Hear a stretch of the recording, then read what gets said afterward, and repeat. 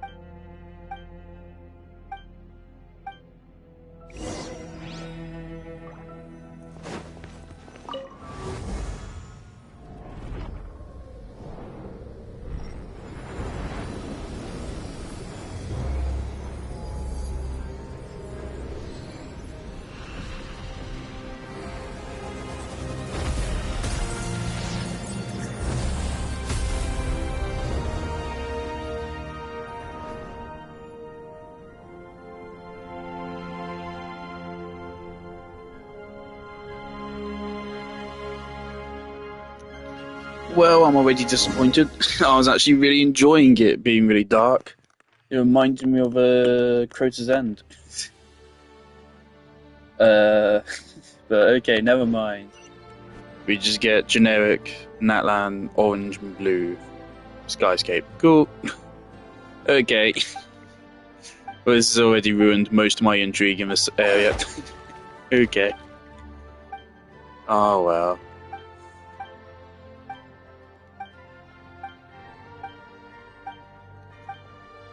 Right, let's get this over with then.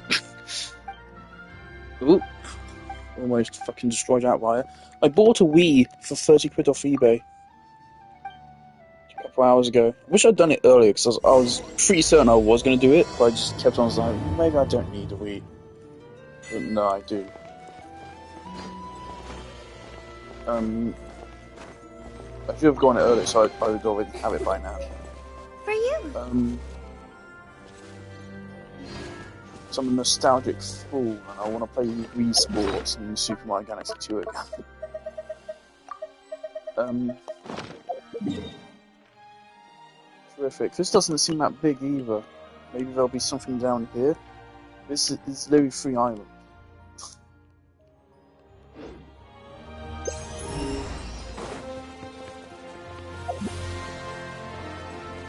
Yeah, there's got to be more to it.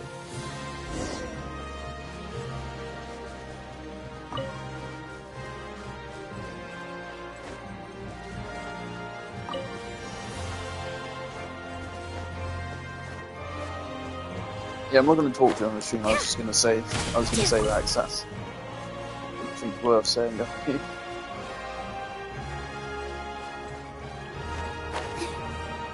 Problem with this is this kind of environment design. I feel like is really reliant on your colors, right? When most of it's empty space, you want lots of really interesting color to draw your attention and make it interesting. Here, I don't really feel like we have that. Because it's the same kind of colour palette we've seen in literally all of Natland so far. And to that extent, even Leeway as well. Leeway has plenty of orange and blue. So, I don't know, it's just not very interesting.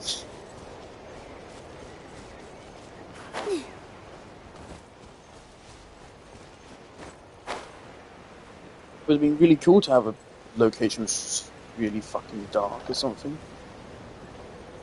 Like a maze to go through.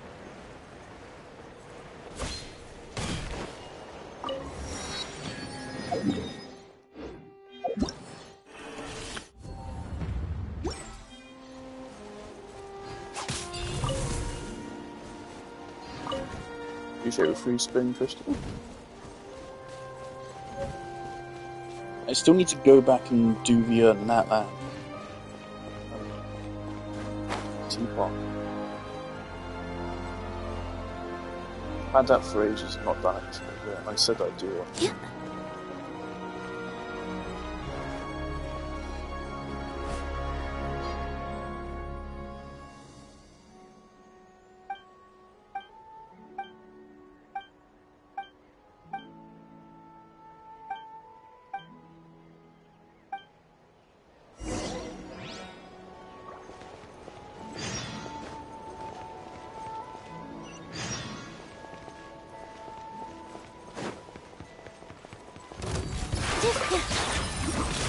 Committed to memory.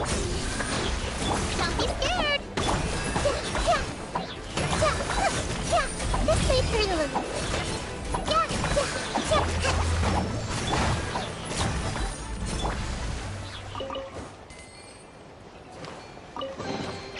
Pack it.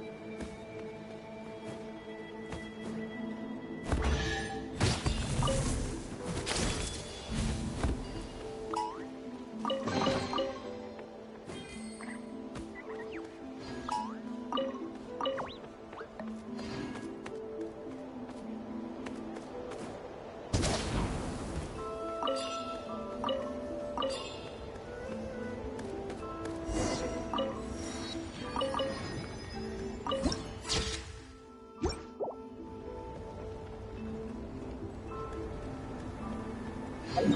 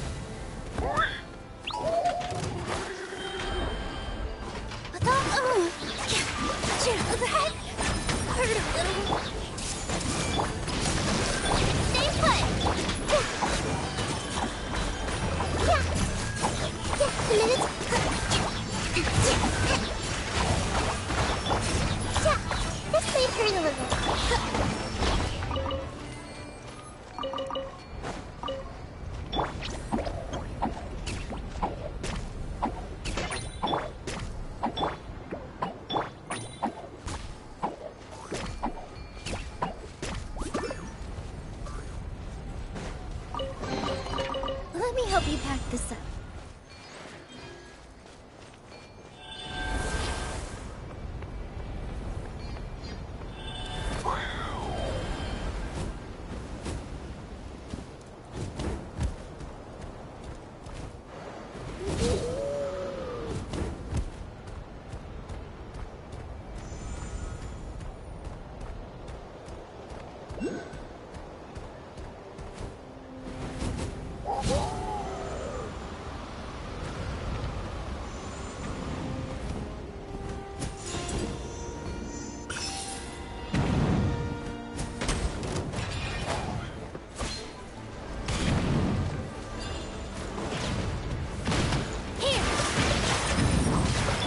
Everyone hold hands!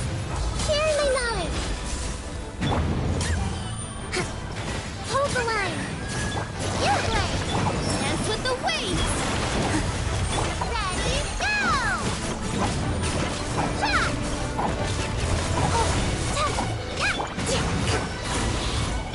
Positions!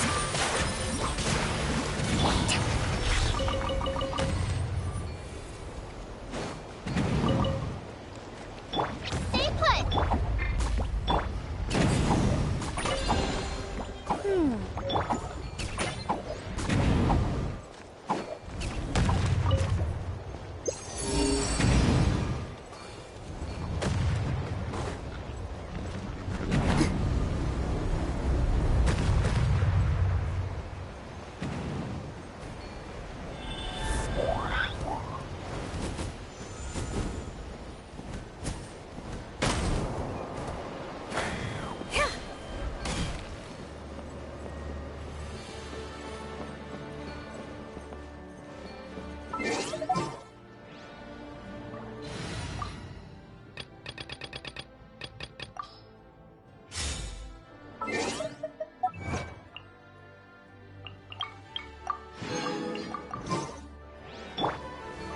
Solidify! I see everything!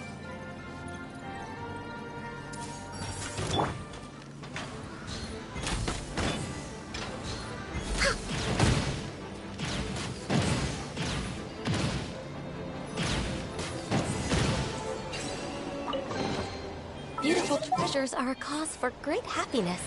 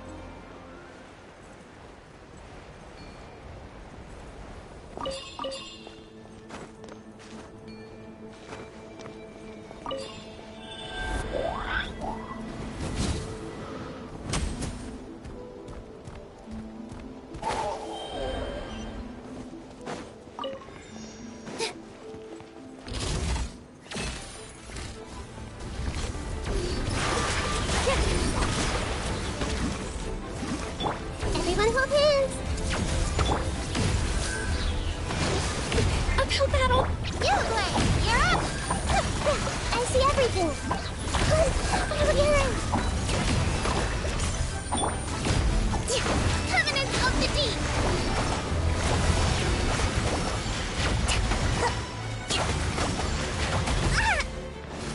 Rust and reap! Everyone hold hands! Stay put! Here! I see everything!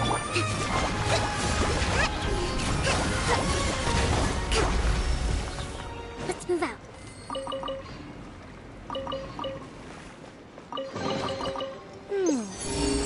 So this is the thrill of adventure.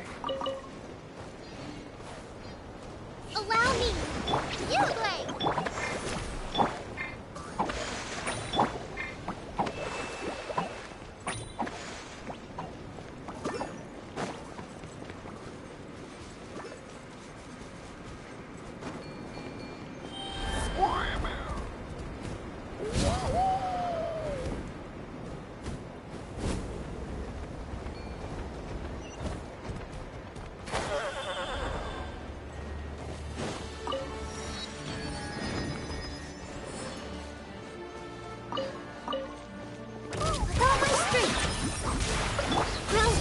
Stay put! Hold the line! Committed to memory!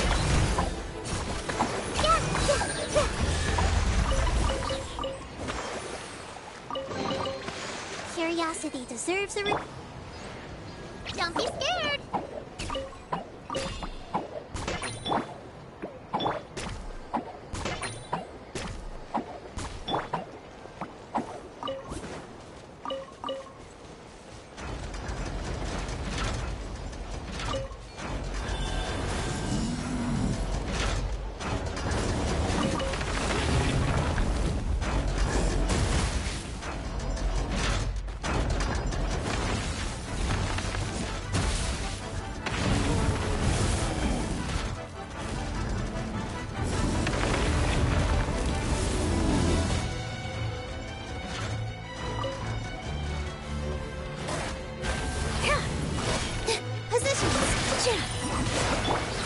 Grow, allow me!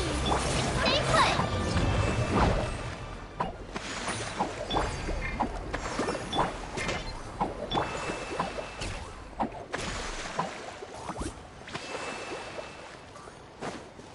Huh? Let me help you pack this up.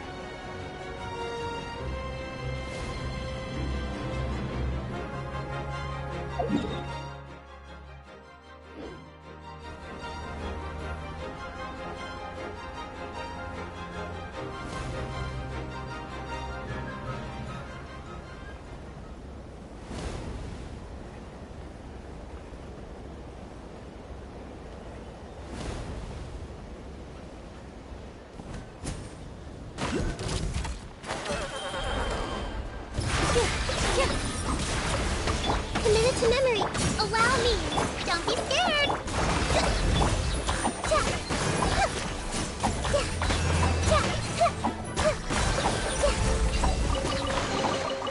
Find anything you like?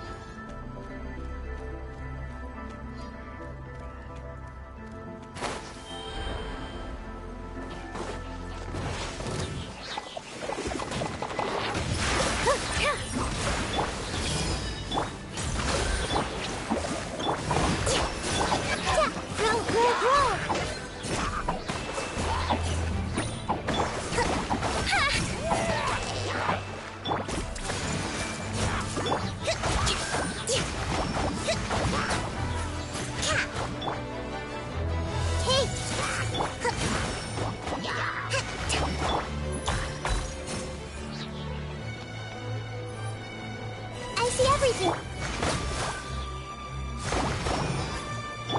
With all my strength.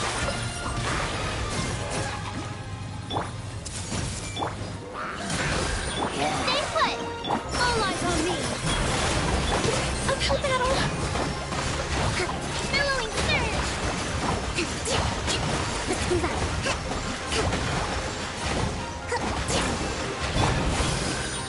Don't be scared. Positions. Hold the line! Provisions are vital.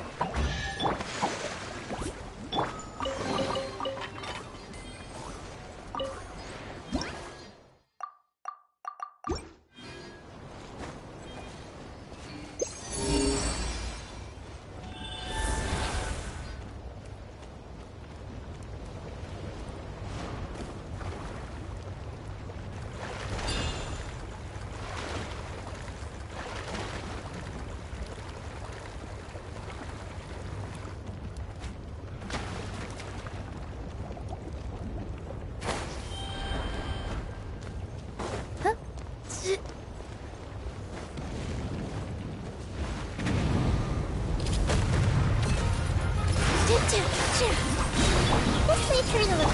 Stay put. Allow me. Grow, grow, grow.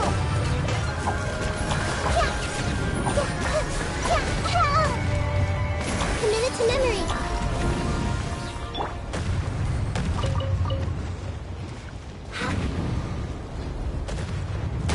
Ouch. Let me help you pack this up. You, Blade, you're up!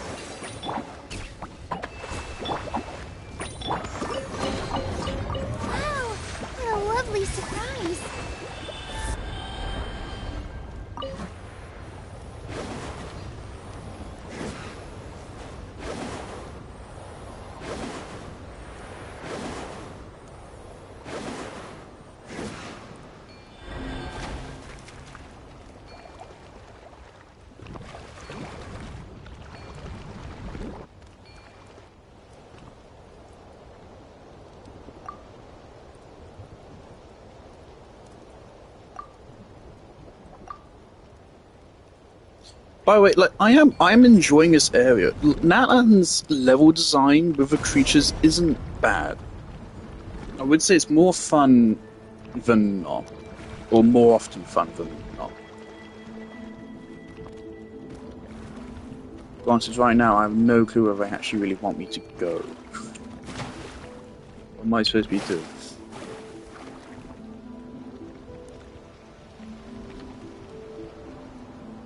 How am I supposed to get there?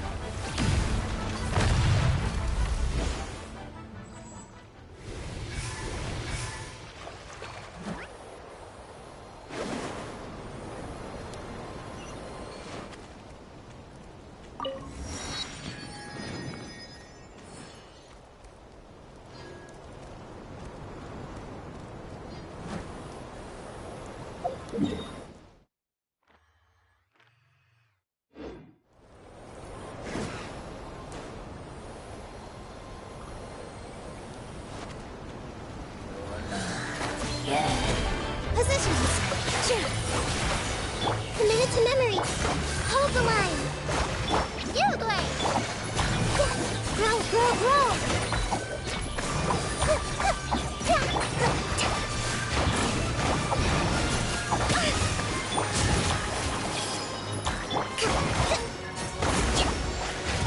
Stay put. Rest and rebuild. Yeah, committed to memory.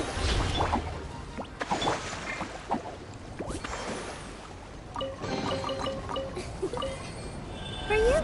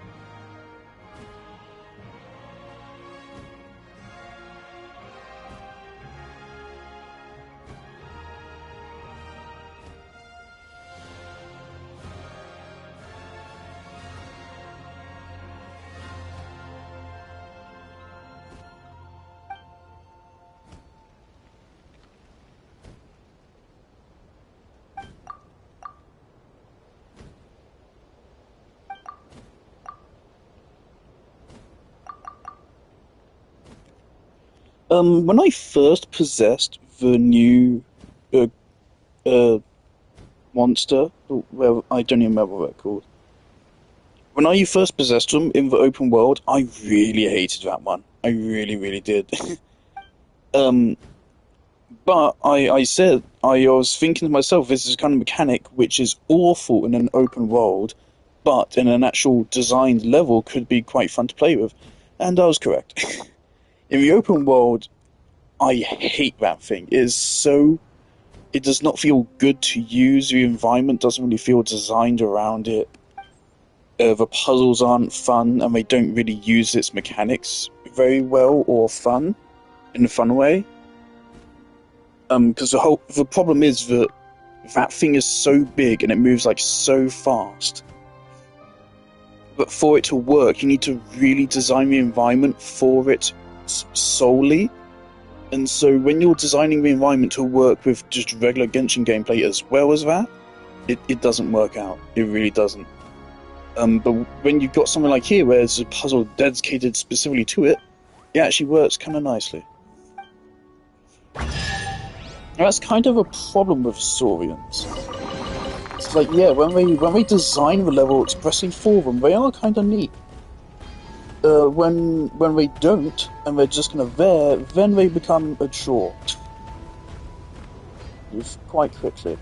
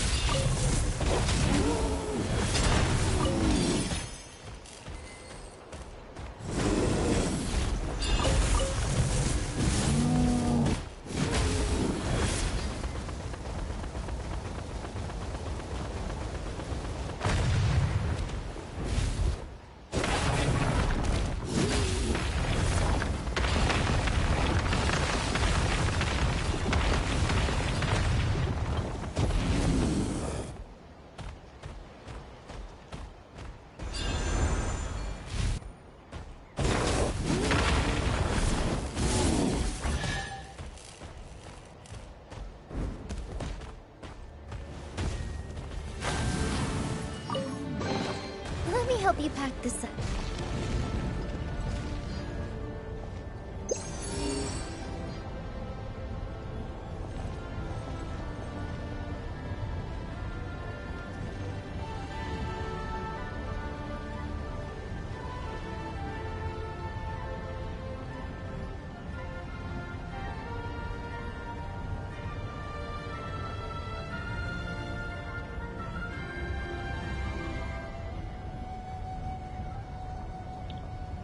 And I miss the old days, but I think Genshin Exploration felt so fresh. I don't know what it is, maybe just the level design of the earlier regions was better. But I remember Liyue being so much fun to explore, or at least the good parts of Liyue. Obviously, like, my Liyue exploration is actually technically relatively low. Relatively low being still in the low 90s. Or the mid-90s, actually, even. It's still going to be like 95%. But I remember Minlin here, yeah, this area being so much fun to explore. And Leisha. The least fun is Sea of Clouds. Yeah, I remember these two areas being so much fun to go through. Chenyu Vale, of course, was great as well. Shui Plain worked pretty well just because the first place you go to outside of Mondstadt in the game. And it was nice to go from Mondstadt's really wide open fields to suddenly a really like loads of little islands and stuff. Really good level design transitioning between those two places. Unless you go through Dragonspine, but I really don't think you would do that. I don't know, maybe earlier regions just hit different. Inazuma is weird. I don't remember a lot of my feelings about Inazuma. I love a puzzle on here. Wish we got more puzzles like that.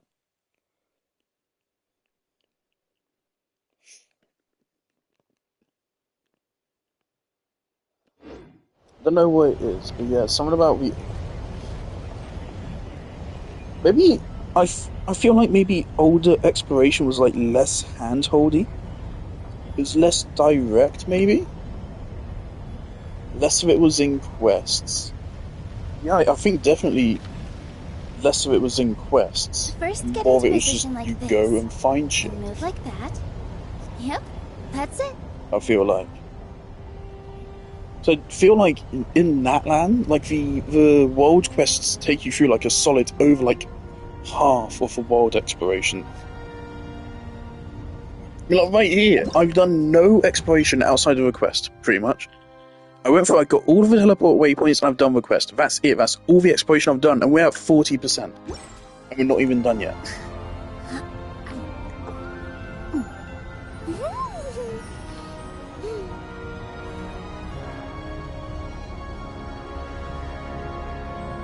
But still, that moment is so clear in my mind in Liyue when you reach like the top of Minlin, and there's like a little island you go to which takes you above the clouds, and it's the first time in the game where you're able to go up that high. I think it even takes you higher than Dragonspine, even then. So even if you had to be into the top of Dragonspine, it's still higher than that, I think. And there's like the train puzzle. I miss that. And Sumeru and Fontaine still add that. I feel like Fontaine maybe a little less so, but then it had the whole new dimension of fucking underwater travel to make up for it. And Sumeru was a fucking jungle, which was a different kind of thing.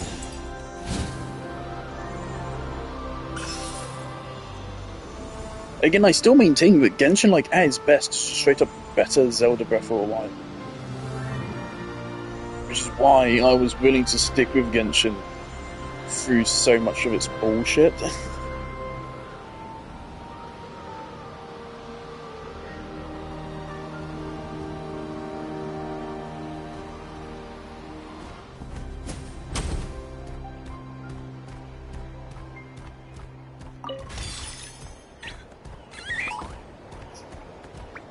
And I still think, relatively speaking, if it probably is, I would still probably recommend this game before I'd recommend Breath of the Wild. But I would still recommend Breath of the Wild, definitely. Well, like, again, I've said this like a million times by now. With Breath of the Wild, it's the most straight-faced I've ever been playing a game. It's like I was never bored, and I was also never really having a lot of fun. I did have some fun with it, but I was consistently just no emotions for the entire 50 hours that the game was. You can say that's a good thing, you can say that's a bad thing, you can say that was a mediocre kind of experience, and that's probably how I would say it. Do I think Breath of the Wild is an exceptional kind of game? I was going to say yes, but now I'm actually doubting myself. I am really annoyed that a lot of people seem to think Breath of the Wild is the first open world game ever made. It wasn't.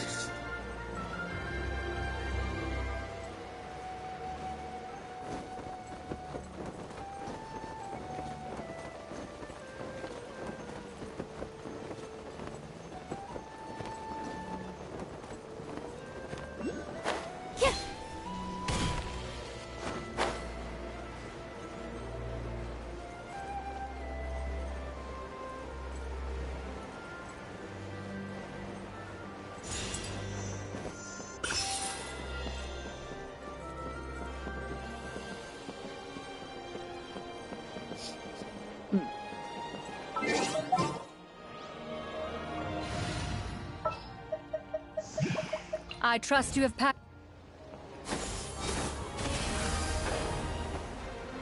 God damn, Cloud Retainer is such a good book. The best exploration characters are the ones which allow you to do things you can't otherwise do. Yelan is not a good exploration character. No, she is a good exploration character, but she is still nowhere near Oh, you're being calling as for me? good as Kazuha, or you could even say Ganyu. But the best exploration character, I probably would actually say Cloud Retainer probably is the best exploration character in the game. Because her skill is good for both verticality and for distance. Whereas Kazuha only gives you verticality, John Lee only gives you verticality, Yelan just gives you speed. Freen allows you to walk on water, that's pretty good.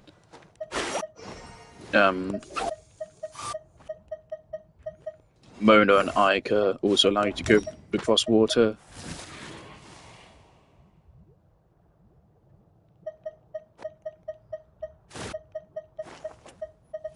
Yeah, I think I would say Cloud Retainer is the best exploration character in the game. And I'm not even going to consider Moeka, because no, I refuse to. I think having Moeka on your account automatically makes the game worse. Not to mention, of course, combat is part of the exploration experience, and Cloud Retainer is great for it. Because she, on her own, could be made into a respectable DPS. And otherwise is a great support, one of the best supports in the game. And thanks to her high particle generation, it's not hard to use her burst consistently. So yeah, she's just fantastic for exploration.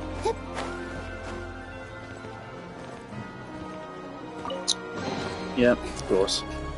Knew that was going to happen.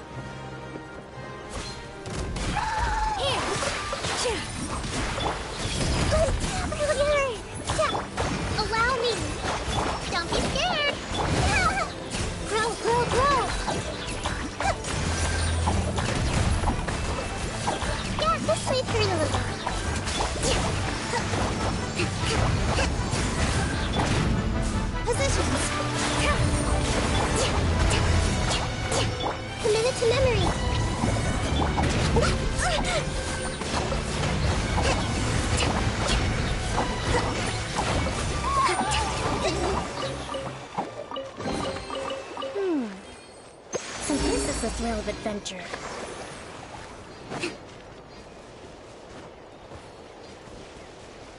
Stay put!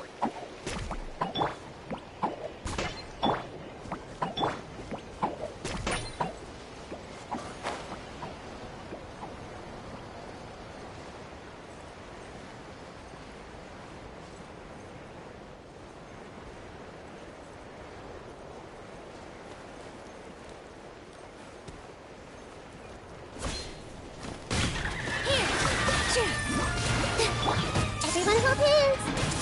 Allow me! You rock! Dance with the waves!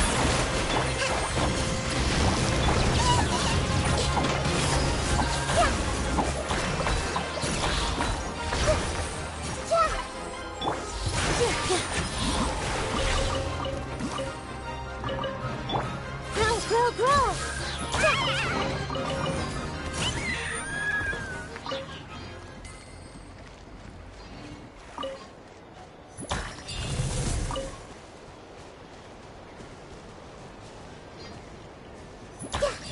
Don't be scared!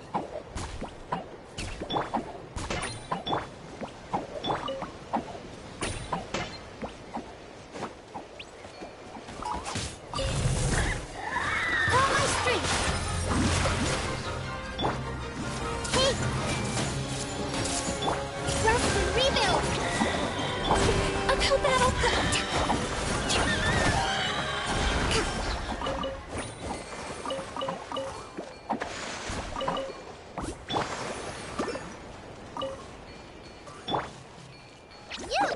You're up!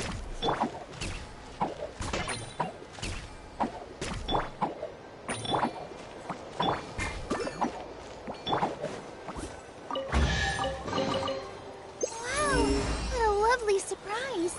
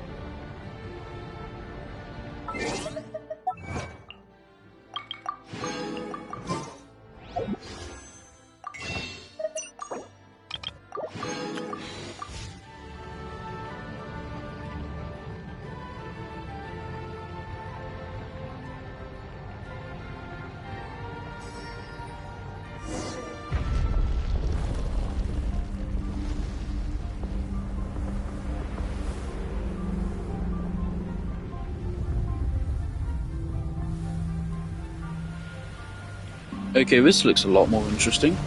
It reminds me of a Doom Eternal, actually, for some reason.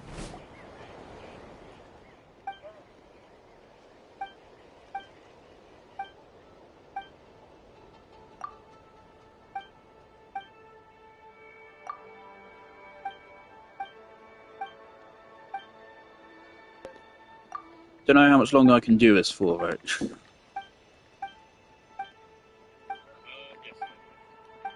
Kinda already about ready to be done with this now.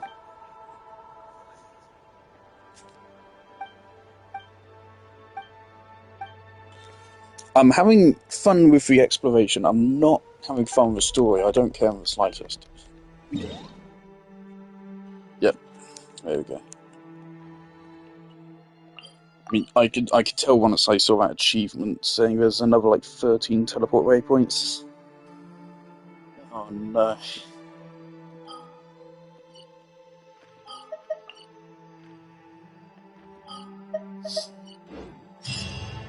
So much more.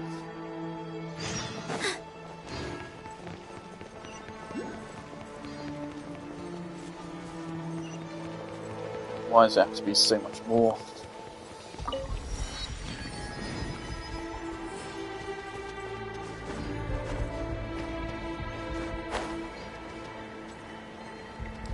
That really feels like that Coline should not be outside of fucking Mondstadt, man. Somebody's a real freak.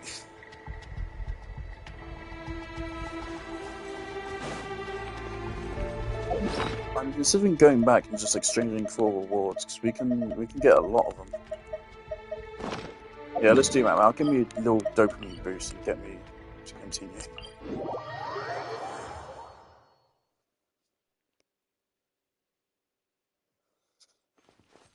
We can get 1 level up of the tower here, and we can then get a bunch of levels of the Wishing Well, whatever the fuck it's called. Never mind.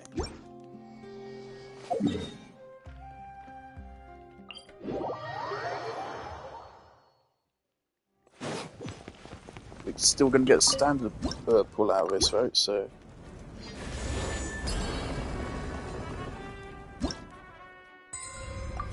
Oh, another standard pull. So cool. Those are so valuable. Maybe I should save those. Actually, no, Mizuki is on the banner, right? Let me check. I assume she was added to it the moment her banner ended.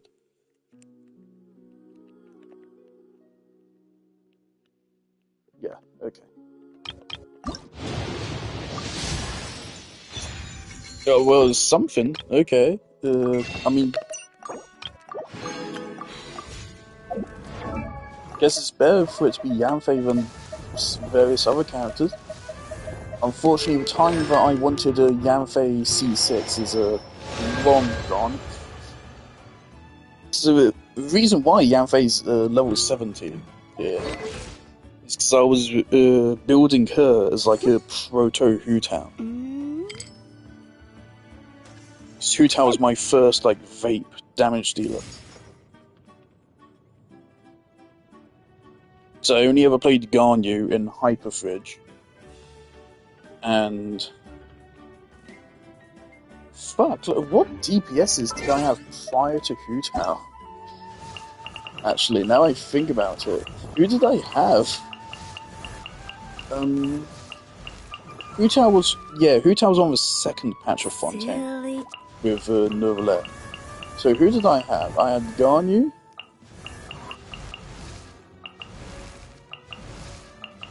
I had Keqing actually already before Hu Tao.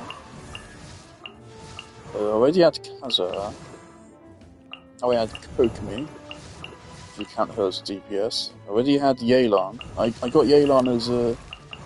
yeah, because I got Yelan because I knew I was going to get Hu Tao, and I knew I'd already heard that Yelan was like her best support at the time.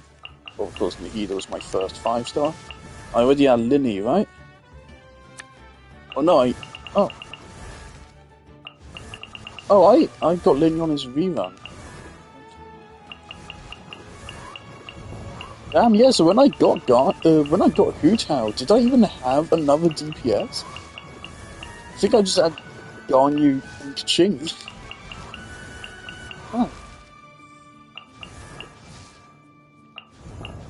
So you really can't count Koki. Huh. Yeah, so I never really used Melt Ganyu, because I didn't like Zhang Ling. And back then she was the only character you could use for it. Um,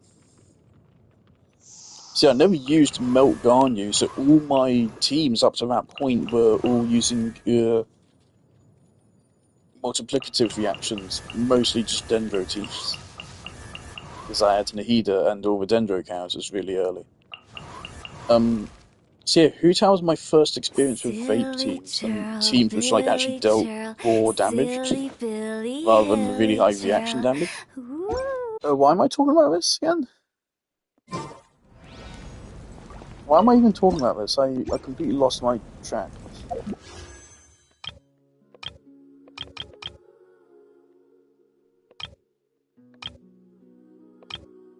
Oh yeah, because of Yanfei, right. So I mean, yeah, I was building up Yanfei as like, again, it was literally my first time experimenting with an actual DPS where the pointers are they deal the high numbers. I mean, other than Ganyu, obviously Ganyu just did high numbers anyway without Mel. At the time, Ganyu dealing a casual 30k per charge shot was still really impressive. At that time, again, Ganyu hits for 30k per hit without any kind of damage buff. So that still deserves recognition. Like, what other characters can really do that? Neuvillette can't. Hu Tao can't. I definitely don't think Marika can even. I'm pretty sure Ganyu is still technically like the highest base damage character in the game. If you want a character that just does damage without having any buffs, Ganyu is still the best one in the game, I think.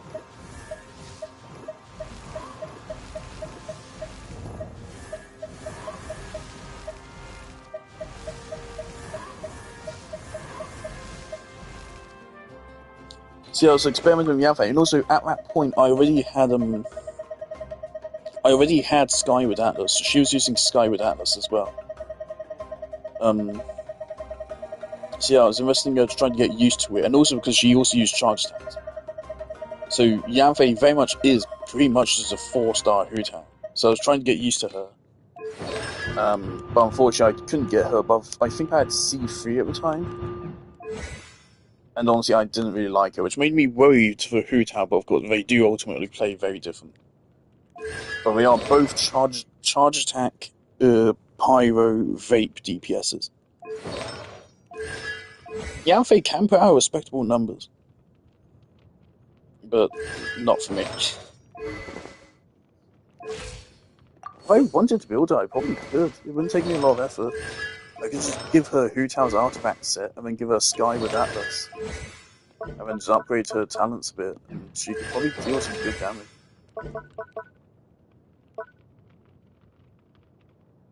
Like this, back then I really, really struggled to get good crit stats on the character.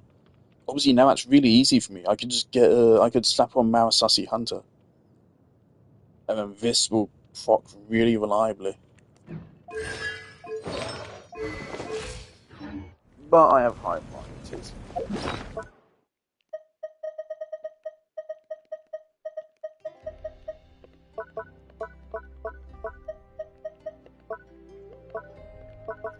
Should I get like one of the anniversary pets out? It's been a long time.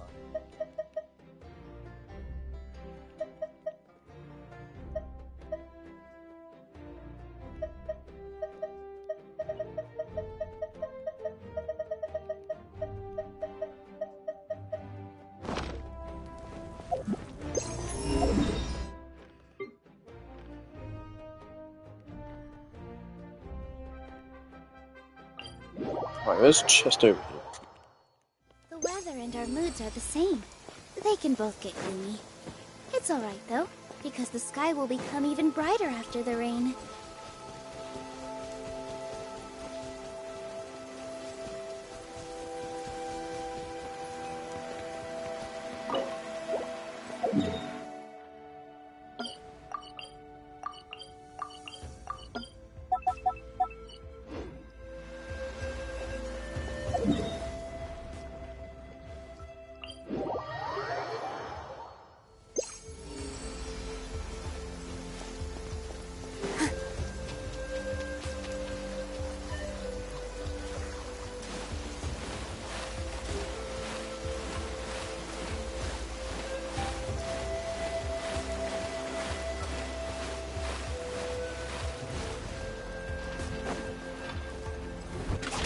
going down. These are so warm and cozy.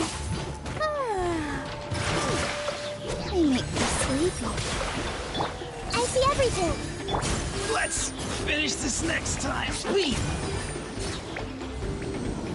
Allow me. Don't be scared. Shouldn't have skipped armed.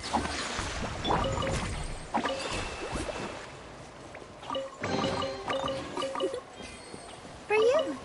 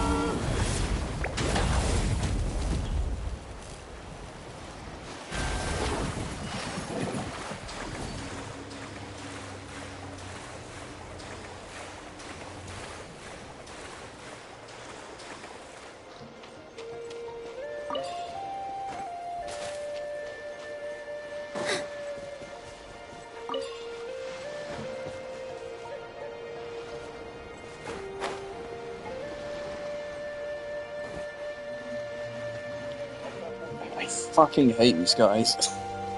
Who came up with the idea for these guys? I'd be more fine with them if it was not scripted how their encounters go. But they're entirely scripted, is just keep hitting them until they hit the spot you're supposed to hit them back to, and then finally just fucking hit them. And that results in situations like this, where your guy falls into water and now you don't know how to finish the puzzle off. So there's one more guy over here, but I don't know if we can get him over there, because water. And I was just supposed to know to jump there. Which is very cool.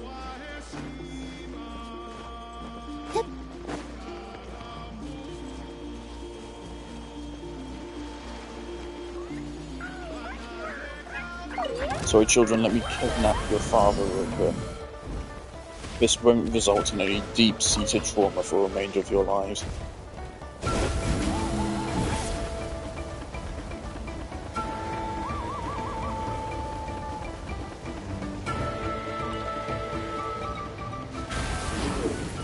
Okay, so never mind. What?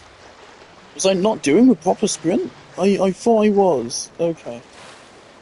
So, yeah, now I think we are fucked. I think I just can't do that now. Very cool. Very fun and interactive puzzle design. Positions.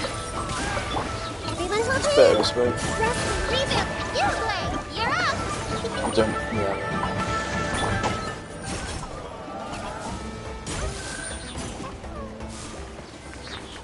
I still feel fucking awful. There's another one. Okay, cool. One more shot. Huh? Huh? This time I'm going to check if there's any other way around. Also, of course, I love that if you want to move at a reasonable pace with these guys, you have to sprint. And you have to use up phlogiston. Once again, just makes using them a really fun experience. Right, we're definitely using the enhanced sprint here. Yeah, you just don't make that.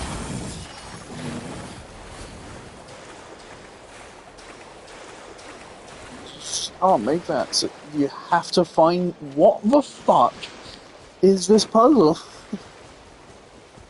So the way this goes is you lead one up there, you take him all the way over here, and then he dies no matter what you do. So then you have to go find another one on this side? Who designed this? Fucking hell. Now I'm in too deep. If I back off, he'll probably move back to the start. So I have to do it now. Ah.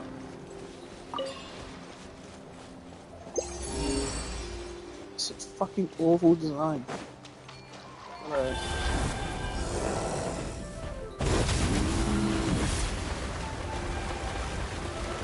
Never mind, they can run across water. Okay, cool. There's nowhere else which really established that, and there's no way for me to know that, and it doesn't matter when you run off and jump, because they die there anyway. So very cool.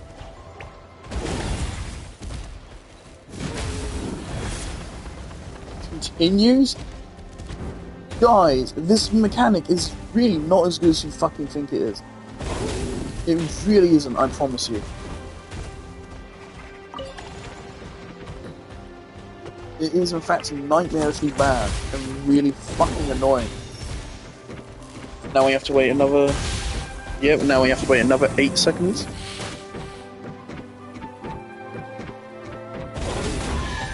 Fuck me.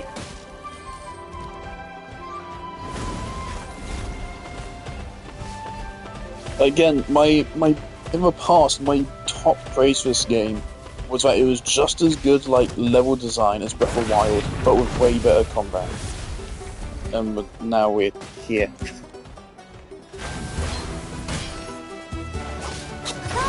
It's the Minecraft story. It's been systematically dismantling everything I like about it. That's definitely part of it. Finish this next time. Frankly, of course, thing with this is that, of course, the old content will never be gone.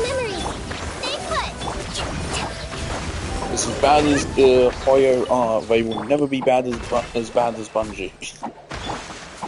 Which is really saying something. Wow.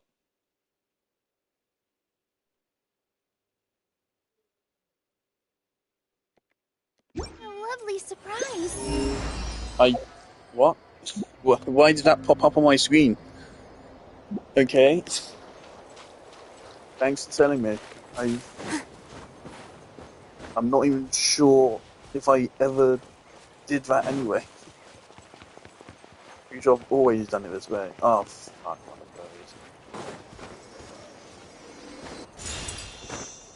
And let's mark it on the map and promptly never come back to it, because I fucking hate these.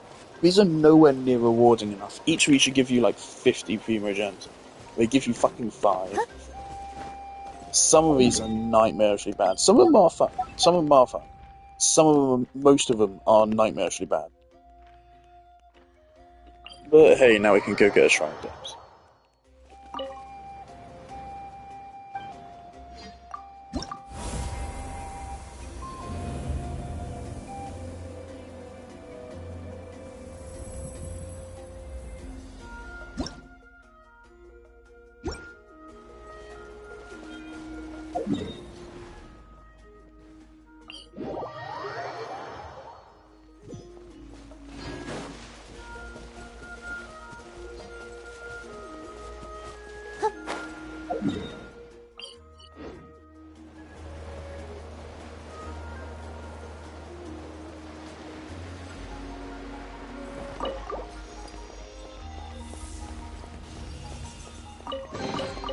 Let me help you pack this up.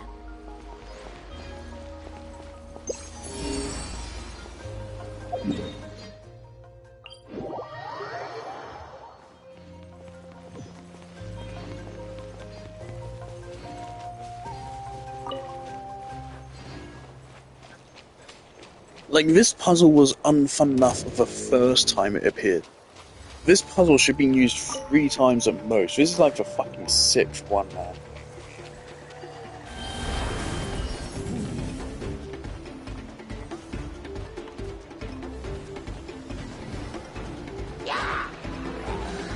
It really should be as simple as if you hit it once, it goes down. And that should be it right there, it should be over.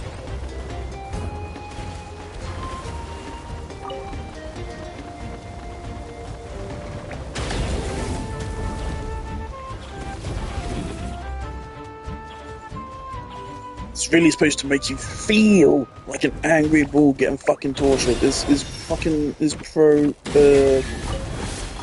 cancelling bullfighting. Wow, so based Genshin. Really making a difference.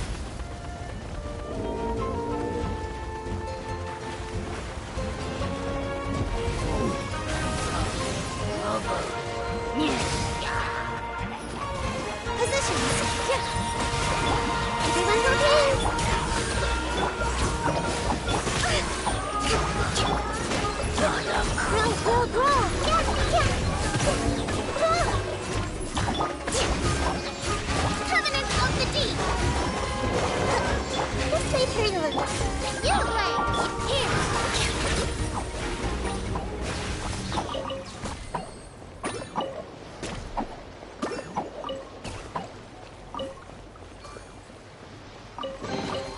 Let me help you pack this up.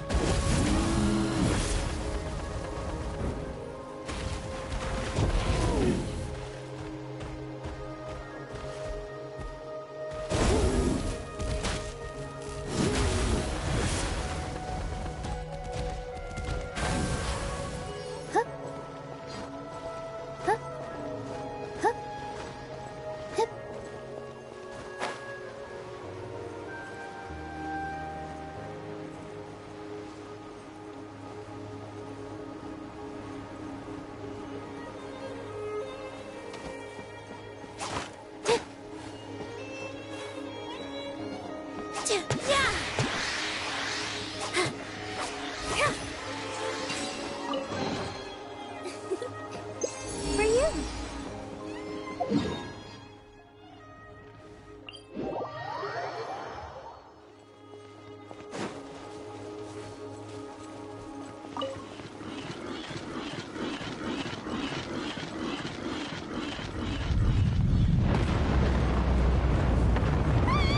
Watch out! The volcano's erupting!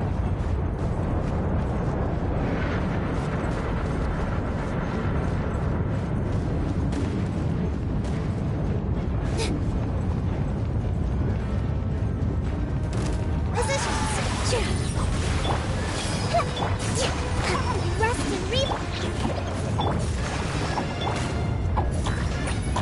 and grow!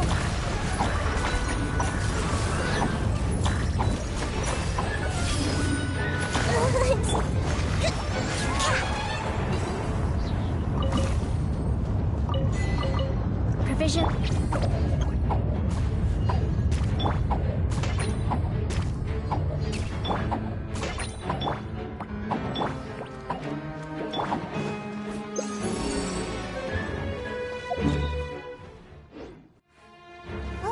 Finally!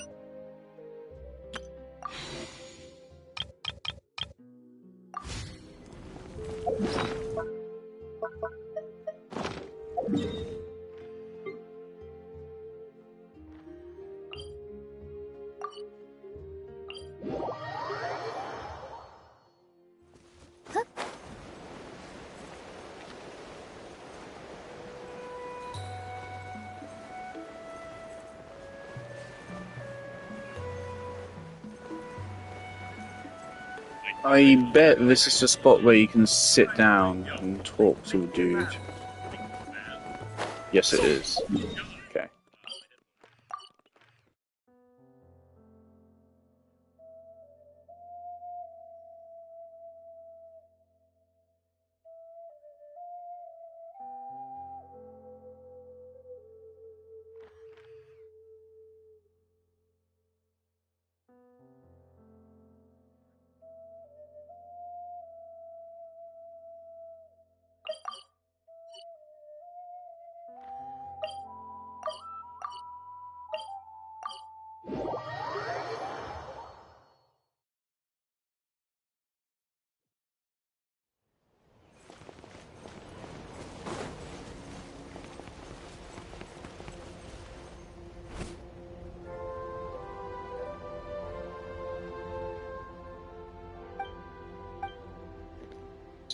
With things like this, I would way prefer.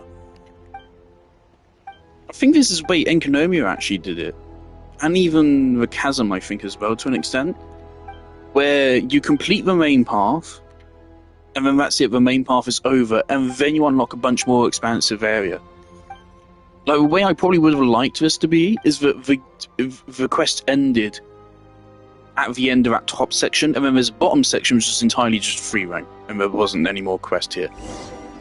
Pretty sure back in Enkonomia, I'm pretty sure the quest ended like when you reached here and like did a puzzle here or something. And then there were the optional quests to go to each of these islands, but those were purely optional, and you had to do them to unlock the boss, I think. So I mean, there's still motive to do them, unless you have no interest in Shenhe.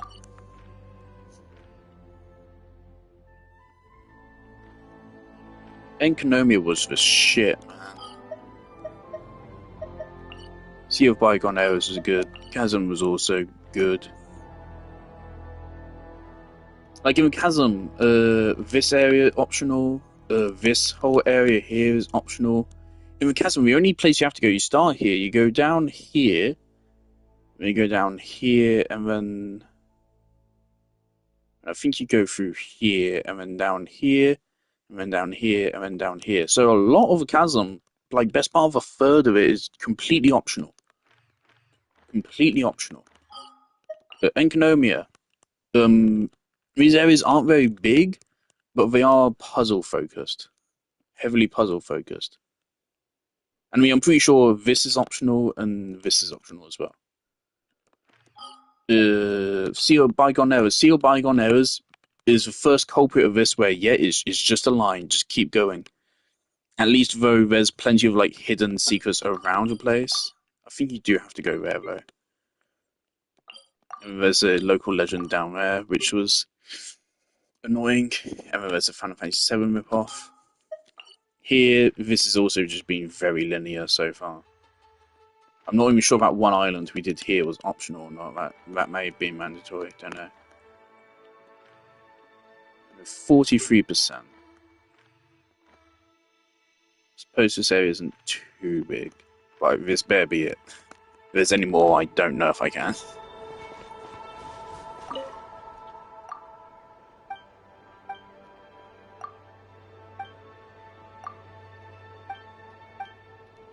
It's only been 2 hours. It's felt like a lot more than that. It's felt like twice. Oh, it's just. I have like maybe 1 more hour left in me. What's the time? It's 9 o'clock. Yeah, one more hour.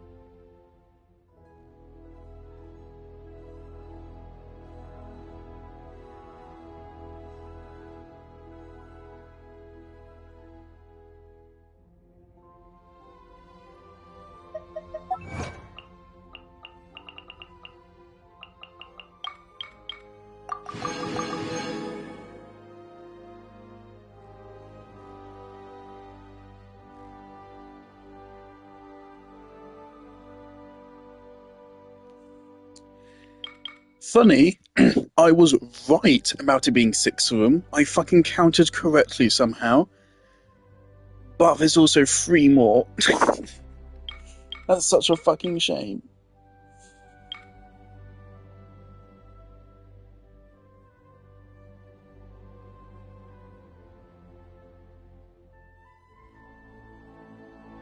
Interesting.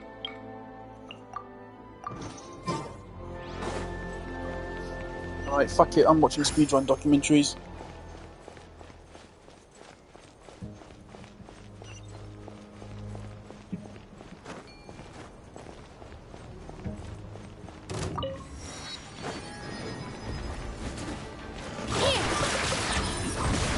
This may hurt a little. Don't be scared.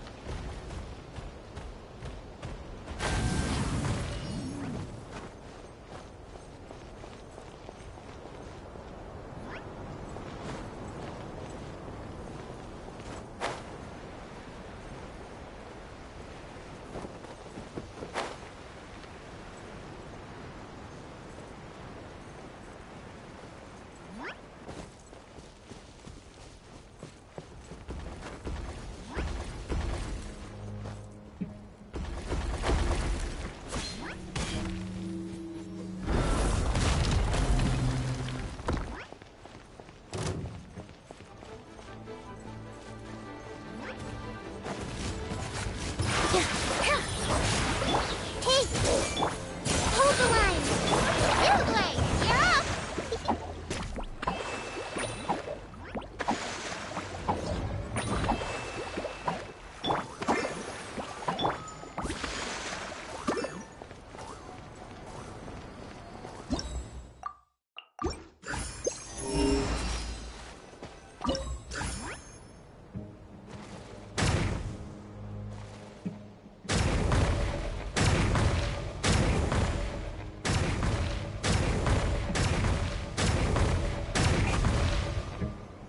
This is gyro controls. I always like it when something has gyro controls.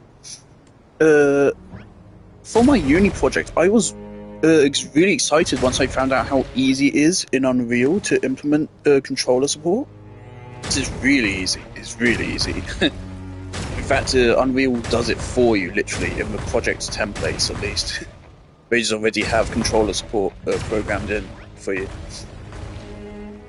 So I was really excited to do it at first. When I found out Unreal doesn't really like PlayStation. I don't know if it's even possible to properly link a PlayStation controller to Unreal. You can link a PlayStation controller, but you have to like, it's not linking the controller, it's linking your controller. So you have to put in like your controller's fucking kind of like ID and shit, which I obviously think wouldn't work for any controller other than the personal one you're using to build and test a project. So otherwise, I don't know if Unreal games actually support controller, PlayStation controller. But we do support Xbox. I don't get why. I can get why motion controls and stuff would be exclusive to PlayStation, but why can't we just make it still work with gameplay?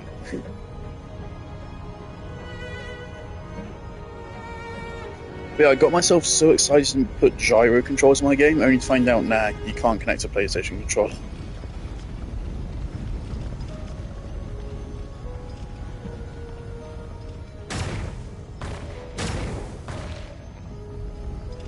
I especially like them when they're actually, like, you know, functional, because nowadays they are. I've been using exclusively gyro for this whole sequence. It works pretty well. Also, I'm lying down. I'm in a really bad position for using gyro controls. This should not be working, but it is. I'm lying down on my side. I'm facing the TV at a 45-degree angle. This should not be working, but it is totally fine.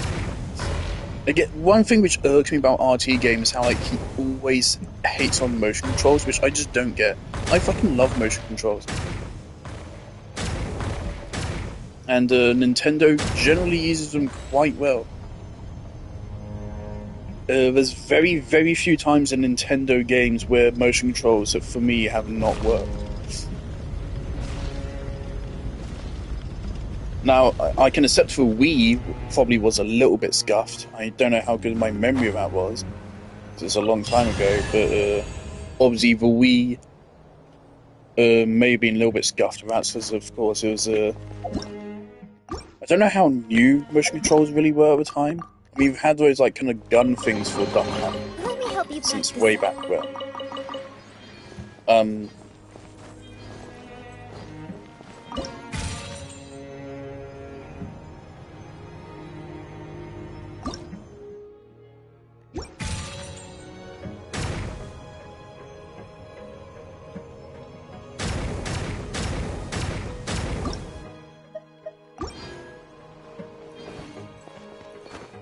See, I can give a Wii might have been a little bit scuffed, but I don't remember having any problems with it, other than the sensor bar, but that's like down to where you place the sensor bar.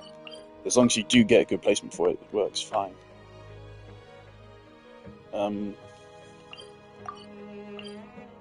There's another layer.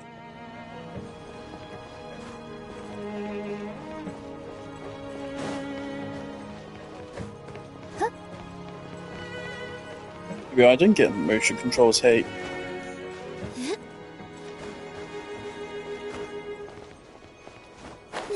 Especially when there's actual like grounding for in the game. Like Detroit Become Humans motion controls are fantastic. I hate games where you have to waggle the fucking stick to like when you're frozen and you have to waggle a stick or something like that.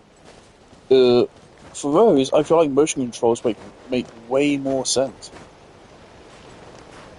In fact, Super Mario Galaxy 2 did that, didn't it?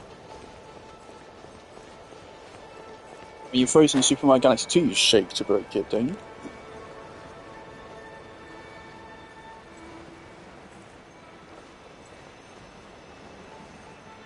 When done right, motion controls can be really responsive.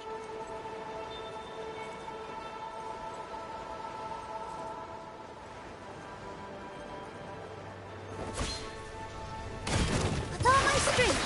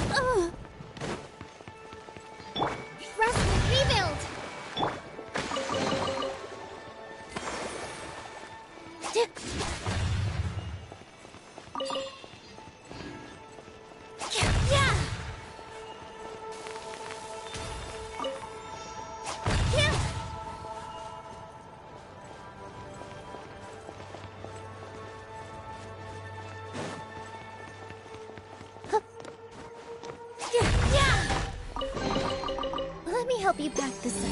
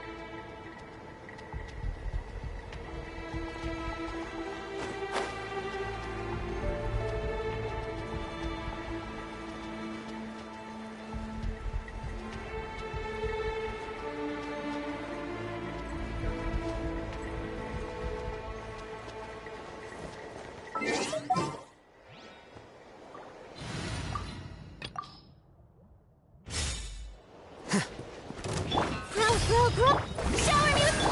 Our bond is strong! Here you are. Well now.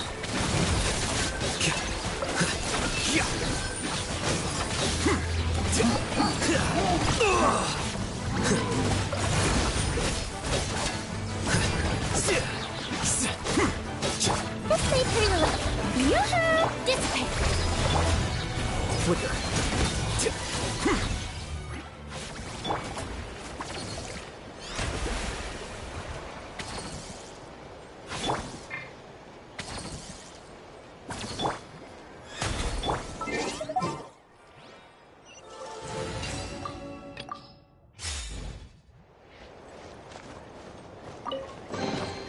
Wow, what a lovely surprise!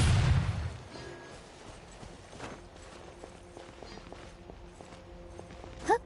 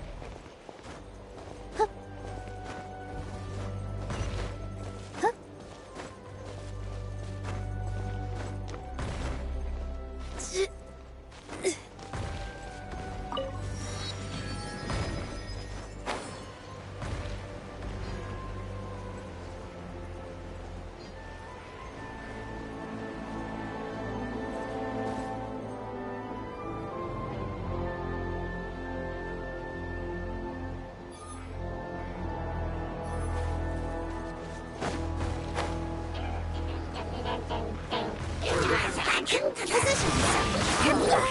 I gotta feel it.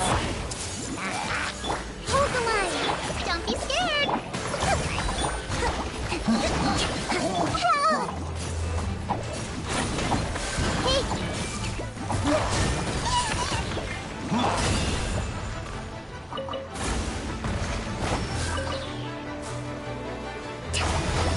Hey! Rest and rebuild!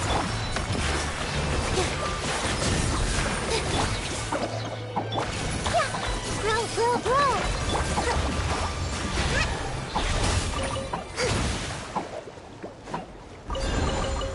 We should make the most of these supplies.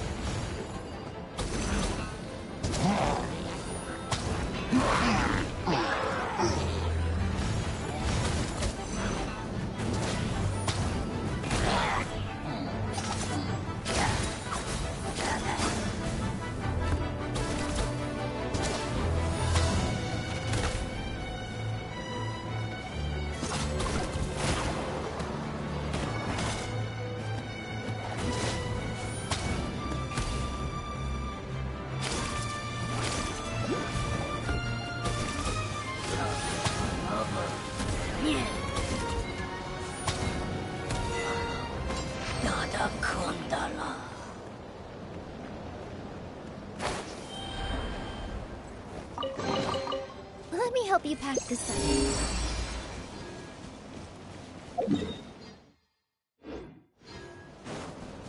Stay put!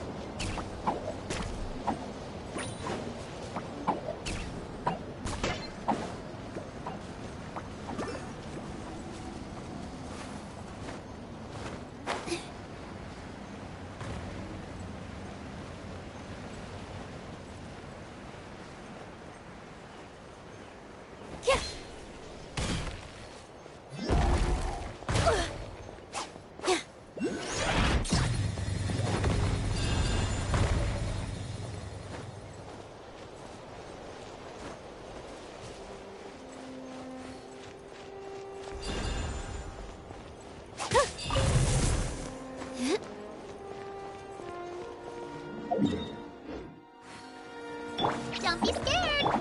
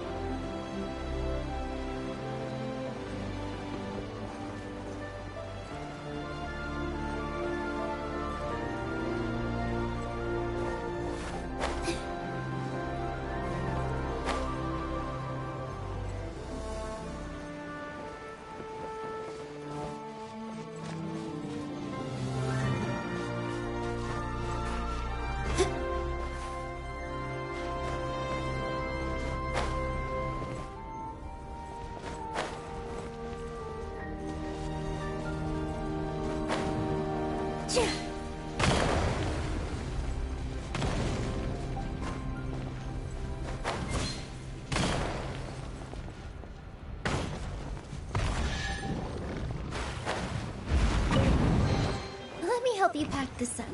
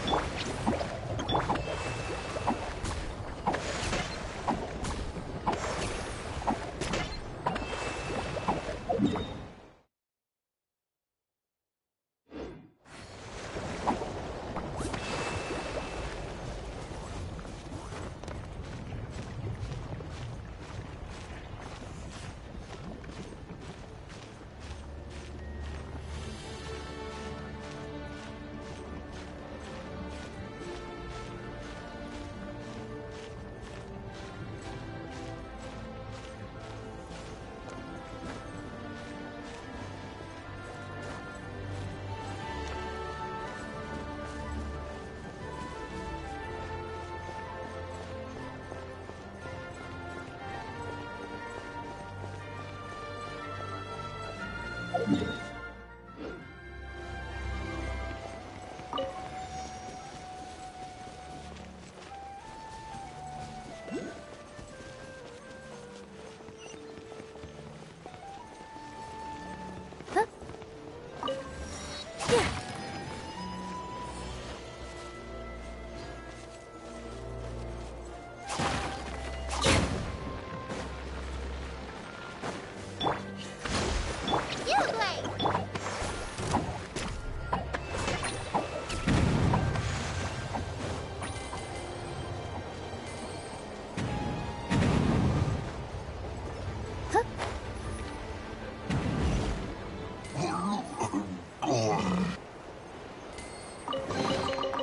me help you pack this up.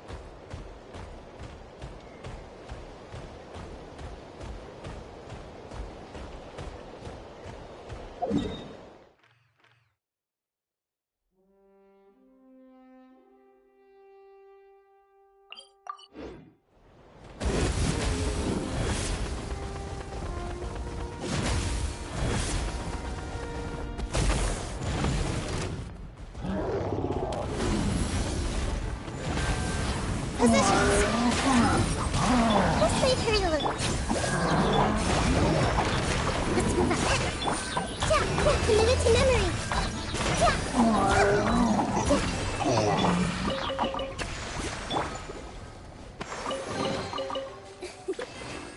For you?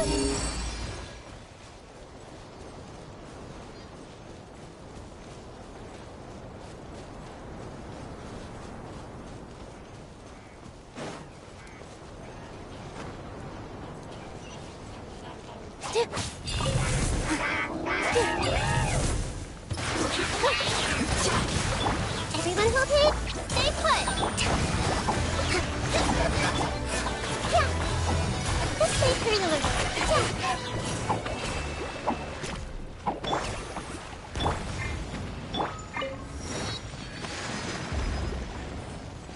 You play. Wow, what a lovely surprise.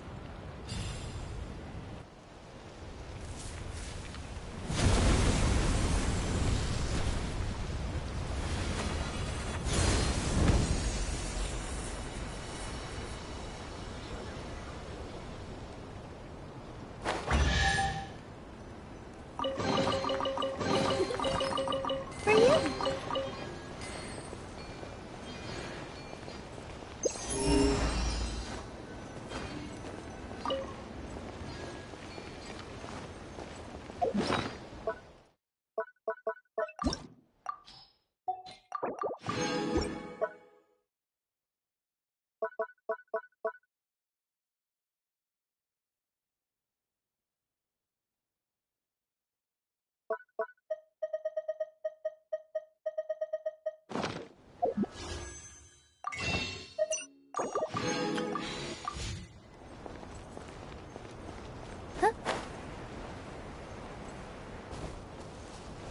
Yeah.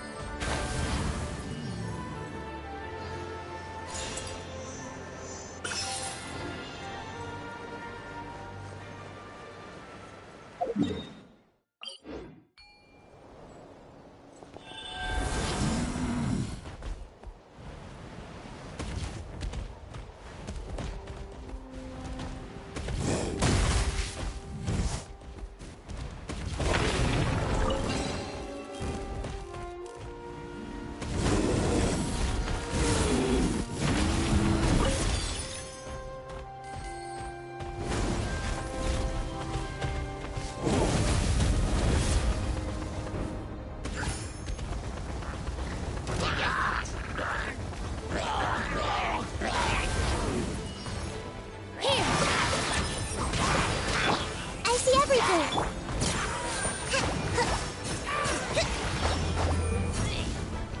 Rusty, Reven, stay put!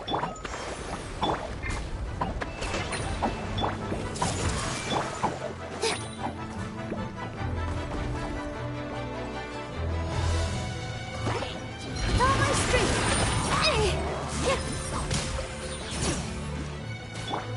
Let's move out.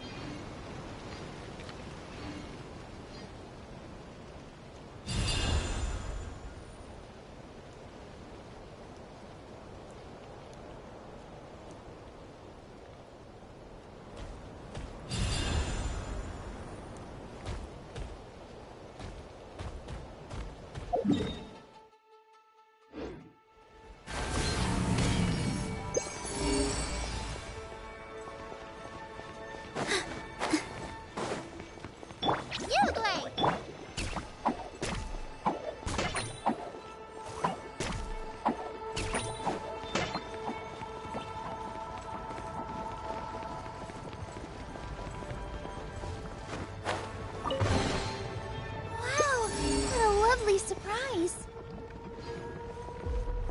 A brash maneuver!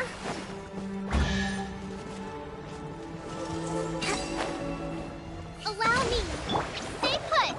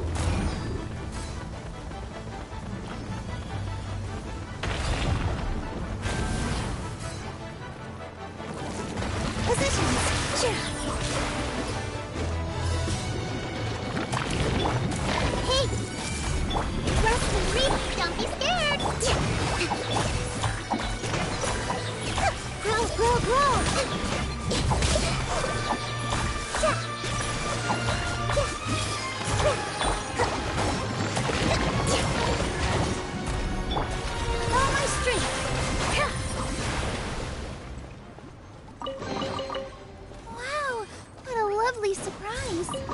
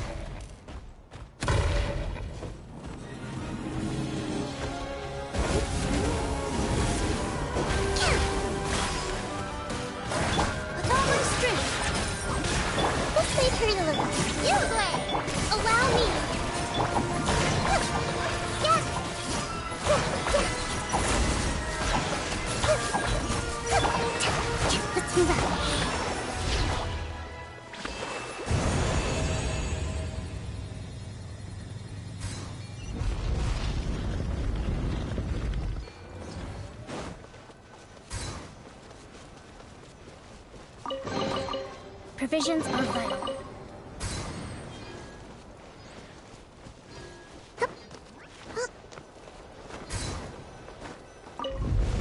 Don't be scared! Hold the line!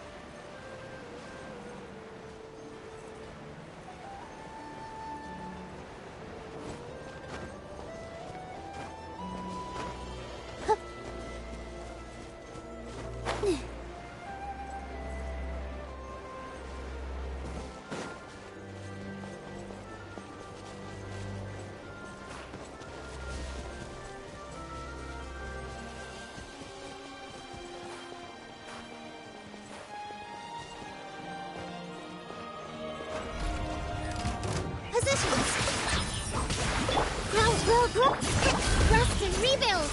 Hold the line! Yeah, just stay clear of it.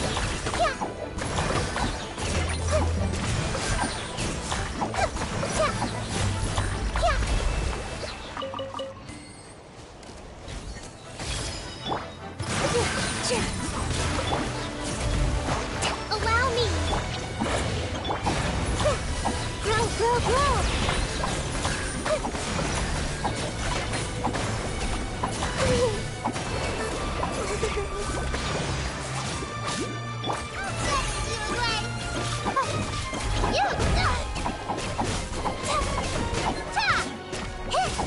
Committed to memory.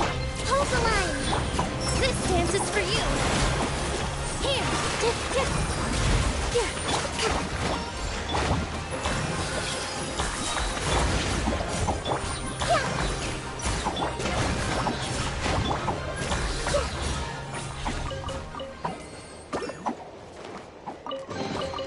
I wonder.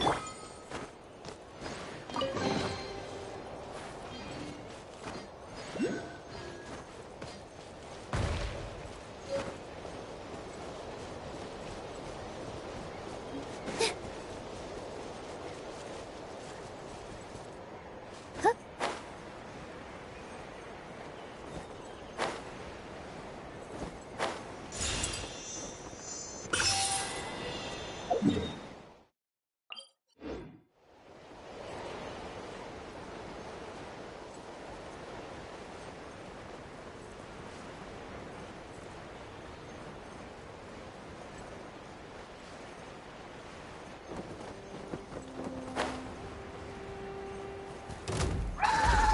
Positions! Grow! Stay put! Rest and rebuild! Committed to memory!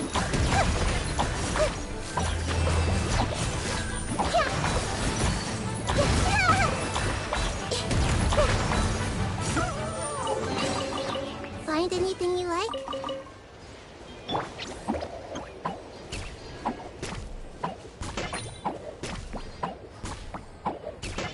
Allow me!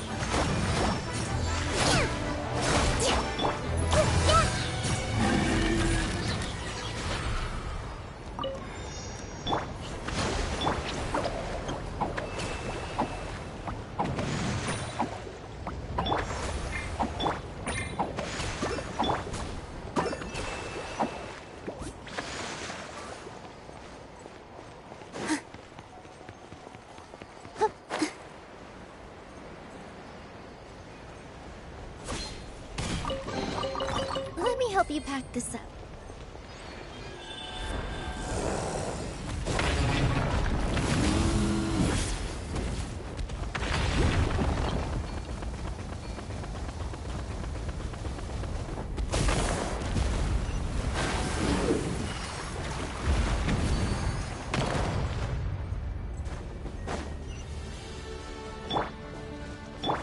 Stay put! Allow me!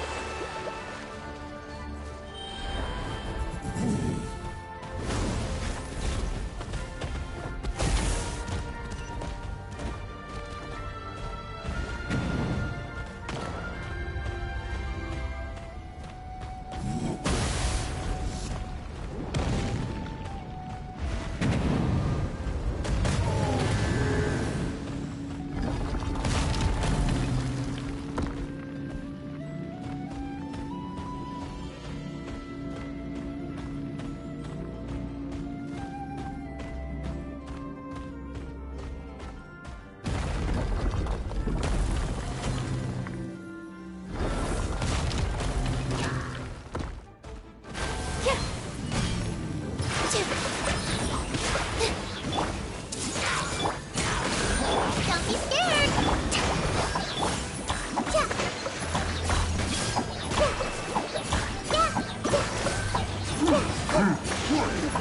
This may hurt a little. Here! Hold the line! Stay put!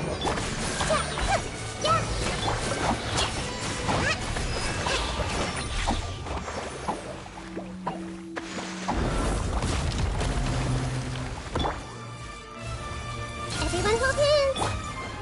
Positions! Sure! Rust and Reboot! You play! Committed to memory! Dance with the waves! Turn! Bring refuge! This may hurt a little. Stay put!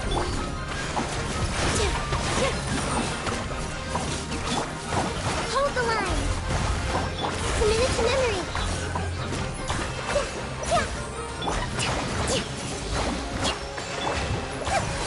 Grow!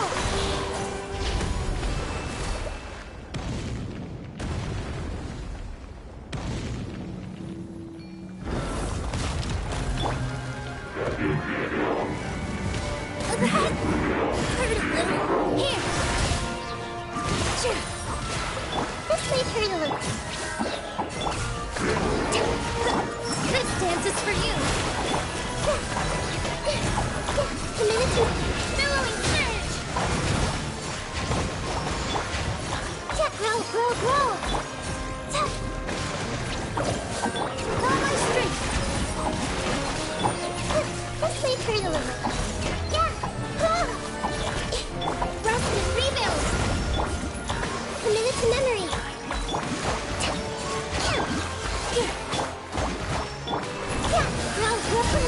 Don't be scared!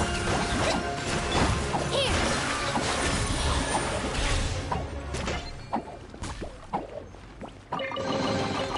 Wow!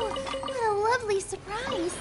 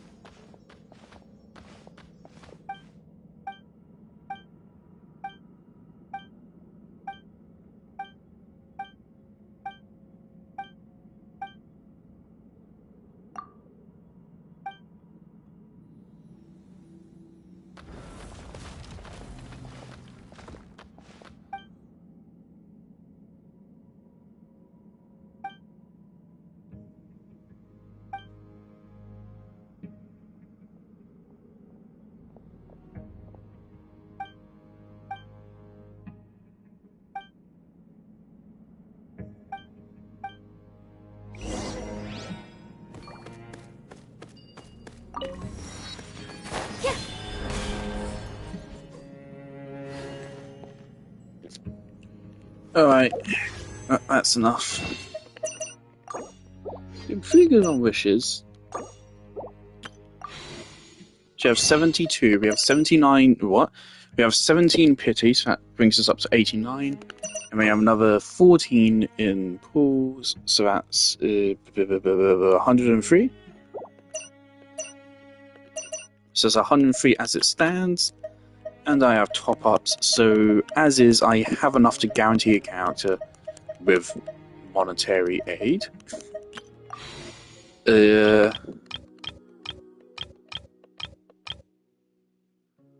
if I really want, I could throw like 20 pulls at Shalonen. Yeah, I could do that. How's weapon actually gives plunge damage, doesn't it? 20% extra plunge damage. And more energy. Definitely interesting. 49 base attack. Interesting. Less attack percent there.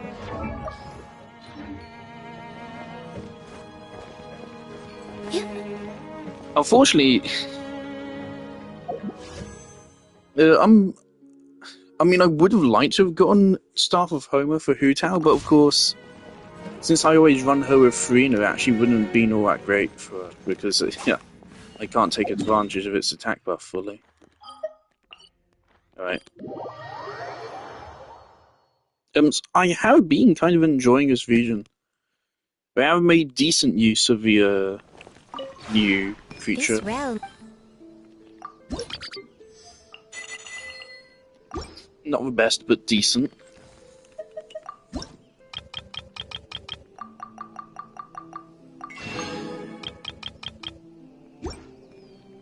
You should know about that. If you ever... It's weekly reset tomorrow. I will be able to rank up the faction to max level, and then be able to get a final Pyro Traveler constellation. So that will be very cool. It's 57% there, 89% here. Between the two maps, so that's 71, so we're most of the way done.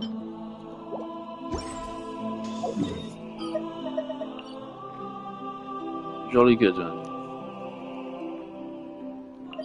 And yeah, I'm not interested in quest at all. Sorry. It is getting way too hot in my room.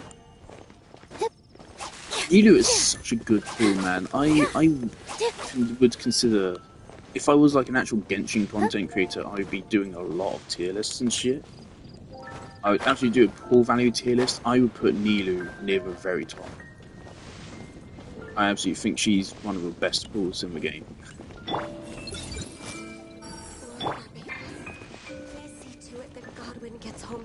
She has more team variety than people give her credit for. She's great for new players, she's great for free-to-play players. She's great for high-investment players. She's great for every type of player. She's very flexible, anyone can use her. Anyone can use her because anyone has... You get most of her teammates for free. And her other teammates are characters you really want to get anyway. There was plenty of room for vertical investment in her. Her own C1 and C2 are good for her. Her weapon is extremely good, one of the best weapon pools in the game. You can get this weapon from Nahida here, which not to mention can stack, so you can have 3 fucking party members running this at R5 if you really want to go that way. You shouldn't go that way, but you can. If you really want to, if you want to give your entire party 42, so you can give the entire party 48 times by 3 in theory. In theory, actually, yeah, if you run Baiju, yeah, 3. So 48 times 3, 96, and then that makes 144. You can give the entire party 144 EM with that, if you really want to. Plenty of room for vertical investment in her. But she's also so comfy in the overworld. You just go bop bop bop, and there you go, it's done. You don't need to use her burst, you can chill. I actually, Nilu probably is like my most used character right now. I use her always for my commissions. Just fantastic, a fantastic pull. So that's the thing, like, does anyone actually run like characters like Arlecchino for overworld exploration?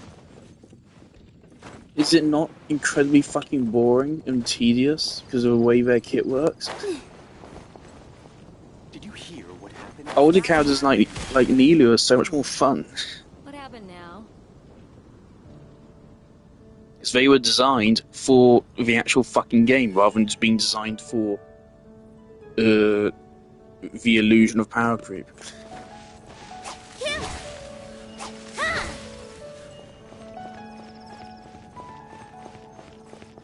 And I do hope to get her C1, maybe even her C2 the next time she runs. Of course, that's not going to be a 35% damage boost. It will be, well, of course, it's half of that to 35%. So it's at worst, it's a 17% damage boost. At best, it's a 35%. So that is respectable. 17% damage is not nothing to scoff at.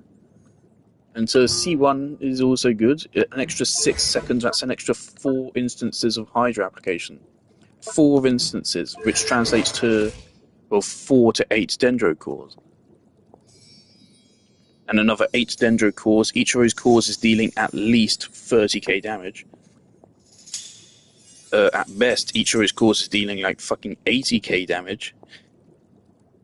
So that, like, when you actually run the numbers on that, that's pretty fucking good. The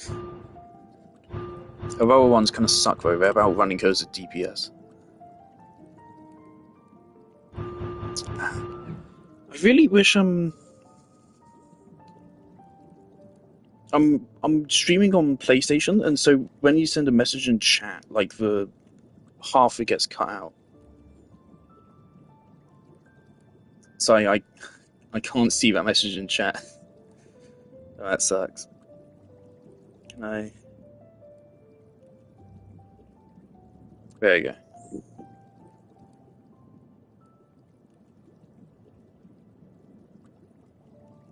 Okay. I've never tried DPS Nilu myself because I mean I'm very much okay just with her Bloom teams. I wouldn't be surprised though. I mean I've seen what Vape Nilu can do with her burst. I've seen wacky things because those are good numbers. If you can get her to have HP this high and have good crit stats, that can nuke pretty well. Yeah, chances are she'll rerun. She's not coming back for a little while yet, is she? It's been the best part of a year since she ran, but she's perceived as a niche character, when I really don't think so. I think she's one of the most valuable pools in the game, as I've just been saying. I think she's one of the characters where, like, a lot of people would actually really like her as a count value pool. Same like Garnu. I think Garnu gets shat on nowadays by meta slaves, even though, like, she is so much fun, especially in Overworld. And she's absolutely not fucking weak. You can still make, I mean, I see other people's Garnus doing 200k per hit. Those are like very high investment Garnus. My Garnu is hitting for over 100k per hit, as is. I wish I'd got him at C1 from her Chronicled Wish banner. Unfortunately, Garnu's constellations are not very good.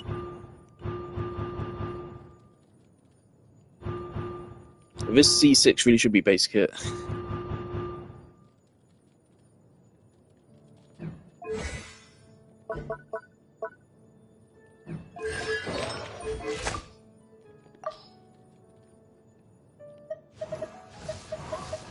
Getting so annoyed and so impatient having to wait for upcoming banners. I'm really glad I got Cloud Retainer, but having to wait is getting so agonizing. I'm excited for Escoffier. I'm a bit salty that I see a lot of YouTubers complaining about her power creep, even though those same YouTubers did not have nearly the same energy for Sitlali or Mawika or Jalonan. They didn't care then, but for some reason they now care that it's a cryo character. I don't get it. I think Escoffier is totally fine, specifically because she's cryo. If she was literally any other element, she would be a step too far.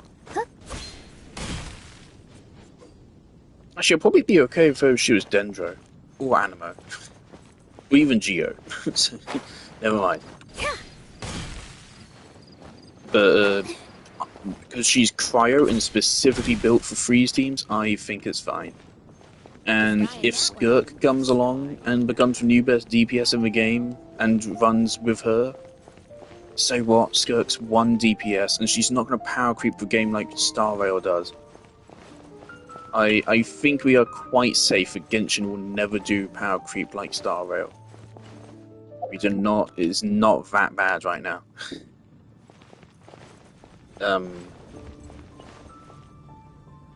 So if Skirk suddenly becomes the best character, I don't care. Garnu Freeze will still be getting a buff, Ayaka Freeze will be getting a buff. The people that like Rivalry scare me, but they will be getting a buff for their teams. I don't understand people that like Rivalry. Fucking Charlotte DPSs, which I know is a thing. You'll be getting your buff. The one remaining Chi-Chi main.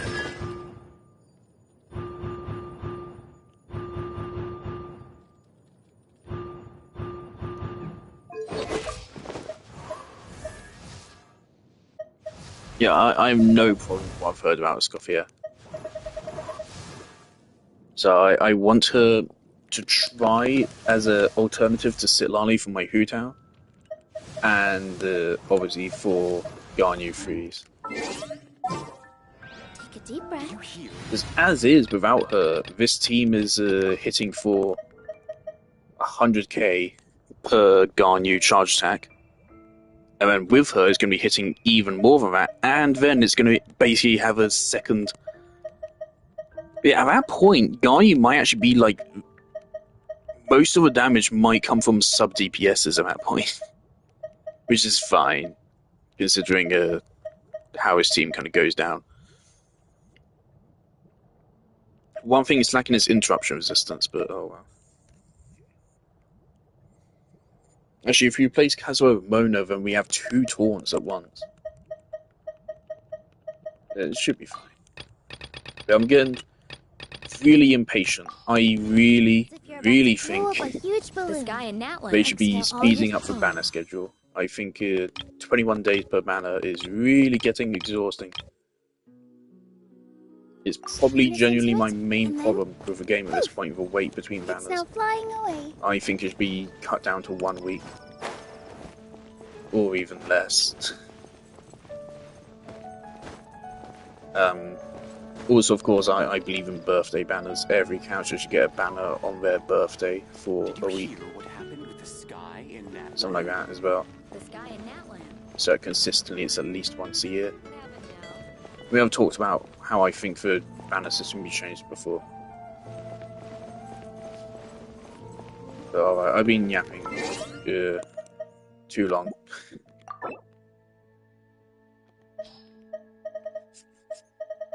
It's getting way too hot in my room. I need to turn my PlayStation off, otherwise I'm going to be cooked in here.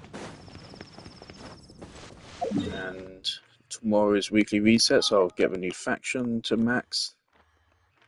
And I'll probably finish off this area. And then, I think I'm playing Wuthering Waves, because I love that game so much.